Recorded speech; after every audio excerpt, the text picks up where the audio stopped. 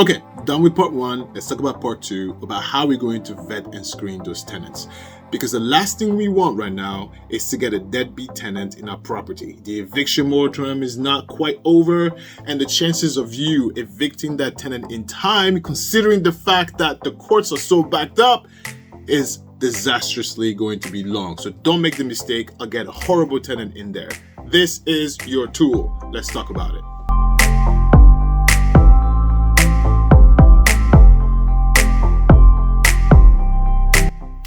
All right, so straight to the point. This is a 6-step process. Follow very closely, okay? Step 1, you need to have a pre-qualification form.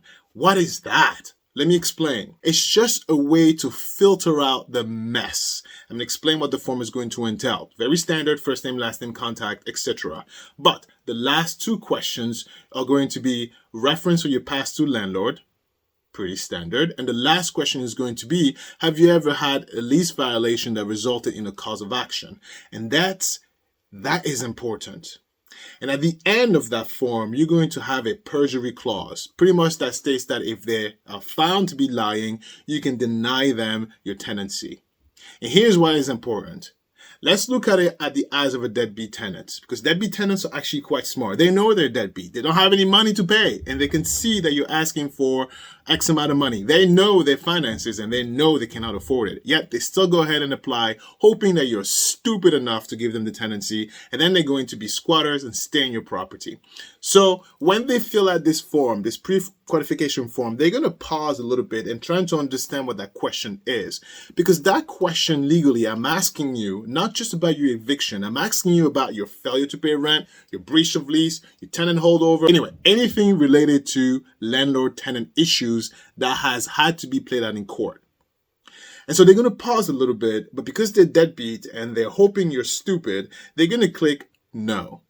But because you had a perjury clause in there, it gives you the ability to deny them tenancy without having to worry about being sued or having to worry to explain to the state why you're not giving your beautiful apartment to the single mother, right? It saves you a lot of headache. You can just say, she lied. Done, right? This is a great tool, this pre-qualification form. And also for the deadbeat tenants who are not as desperate yet, they might look at this question and realize, crap, I'm not going to get away with this. And they might skip it. It's going to filter out a lot of gunk. Trust me, I've seen this happen live. Live. Through watching my website, I've seen it happen live. It's quite funny and amazing. By law, you cannot discriminate. Everybody who passed the first step, they have to go to step 2, and that's the rental application. The rental application is pretty standard. Look it up on your state website. I don't want to go into so much what that entails. Speak to a lawyer. He can put it together for you based on your state your property is in. That's important. And, the address of your property. So they go to your rental application. In the rental application, they're also going to give you permission to run a background credit check and to also verify the information they've given you so far. Then we go to step 3. Step 3 is a verification process. Step 3 is where you get to flex a little bit of muscles and you get to have fun looking at people's messy records, okay? So step 3 is you go through whatever they gave you and you cross-reference based on the background check, credit report, and based on your own due diligence. Because let me tell you something. In a state like New York, and I think Pennsylvania, and New Jersey, where I live, you can no longer see eviction stories. You can't run past evictions. They've completely blocked that. Do you understand what that means?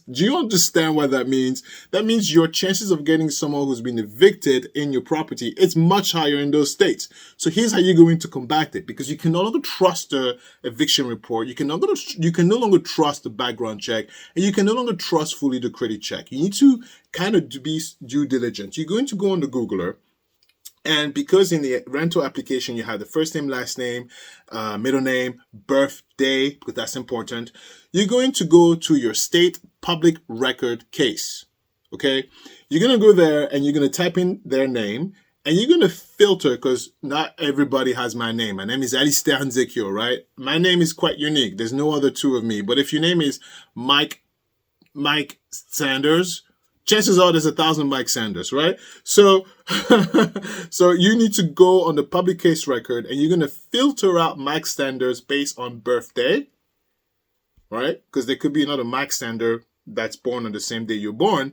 And you're also going to filter out also based on addresses. You're going to look at the addresses that show up in the credit report, the addresses that the tenant puts in the rental application, because you need to figure out which max standard is the application on, right? Because you can't look at the wrong one. You need to look at the right one. And then you're going to look what the public court cases show. So you're going to look for FTPR. It's an acronym for failure to pay rent. If Mike Sander has any failure to pay rent, deny.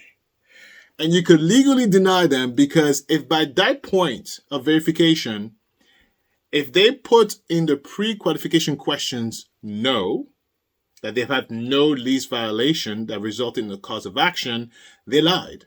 So therefore, dump. Okay? Legally, you could dump. They lied. The next thing that you have to look for is tenant holdover. So T-H-O or T-O-H. I don't know. You figure it out. Tenant holdover is even worse. Tenant holdover means that the tenant did not have the legal authority to stay in the property, yet they defied the notice, they defied the legal authority, and they became squatters. These are like the worst of the worst because these tenant holdover will make you bleed money. You run from any tenant holdover cases.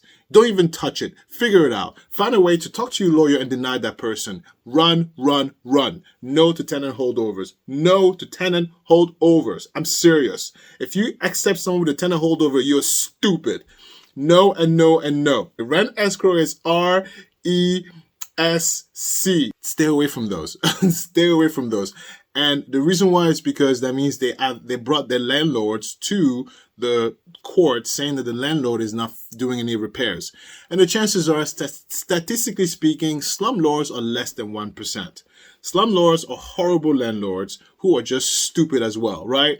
But they account for a very small number of our community. So in the verification process, you're going to cross-reference the addresses that are given to you from the background check, the credit report, and your own research. And make sure that in all of this, there are no landlord-related issues that you found in the public case records, because they might not show evictions, but they cannot hide any other filing. Do you understand? That's your defense. But I'm going to go one step further in your verification process as well.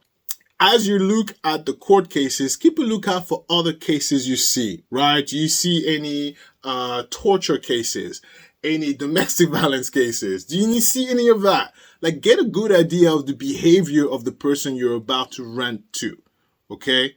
And that's important because you can make a better decision like that. Now, to give you an idea, right? we were all tenant. I was a tenant at one point. I'm a homeowner now, but I was a tenant. And trust me, I've had many struggles in my life, but I've always paid my rent. I've always had to pay my rent.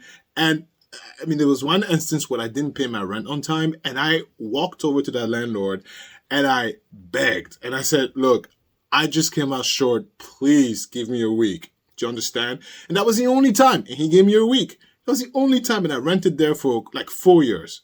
One time in 4 years, I struggle and I still pay my rent. Do you understand? Do you understand? It's about being responsible. And I don't if you're not responsible, I'm not interested. I don't want that. Do you want someone that's irresponsible in your property? Is that what you want? Then you go give them tenancy. Lease review. So if the person passes with flying colors and they verify everything, you want to go over the lease with them, right? Because you don't want any confusion.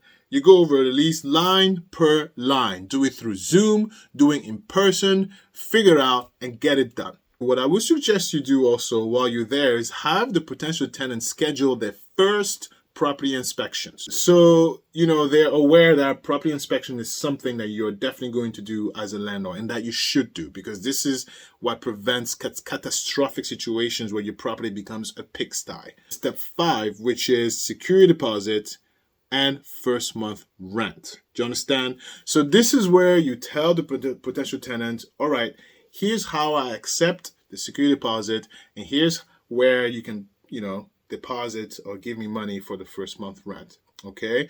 You do not want to take cash. Don't take cash. What is wrong with you? Don't take cash. Okay? There's no trail. There is no trail when it comes to cash. If you take cash, then you're again stupid. Don't take cash. We live in a world where if they don't have a bank account to transfer you the money, then don't take cash. Never take cash, right? We're beyond that stage now. It's 2022. Don't take cash. Do I say again? Don't take cash. And so the security deposit and the first month rent needs to be as either certified check. Don't take check either. Don't take check. Certified check or a wire transfer in the bank. And it needs to be made in full before you give them the keys. So if the lease says the tenancy starts on the 15th, it's in the lease that the payment needs to be, the security deposit and the first month rent needs to be paid in full before starting. You do not give them the keys. There's no "I pay you later." No. You don't move in until I get the full amount. Do you understand? And then step 6, you give them the keys to your property. And good luck, because hopefully you would have been an asshole enough to scare off potential deadbeat who think landlords are just father, to just walk on and flex their weird small tenant muscles thinking they have any say into our property, and they do not. So that is my tenant screening process.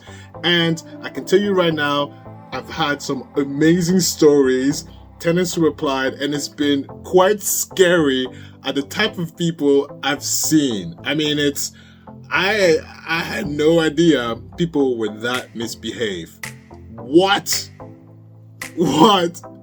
I'm not about this life. I'm not used to murderers. I'm not used to people who are violent like that. I'm really not.